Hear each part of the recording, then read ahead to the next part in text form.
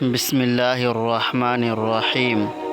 حدیث مبارکہ: جب آپ صلی اللہ علیہ وسلم کوئی کلمہ ارشاد فرماتے تو اسے 3 بار لوٹاتے یہاں تک کہ خوب سمجھ لیا جاتا، اور جب کچھ لوگوں کے پاس آپ صلی اللہ علیہ وسلم تشریف لاتے اور انہیں سلام کرتے تو 3 بار سلام کرتے۔ یہ حدیث نمبر 95 ہے۔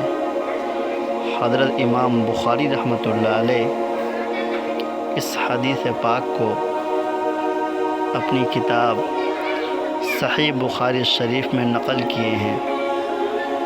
اللہ کے نبی صلی اللہ علیہ وسلم اس مبارک حدیث میں بہت ہی پیاری باتیں ارشاد فرمائی ہیں کہ آپ صلی اللہ علیہ وسلم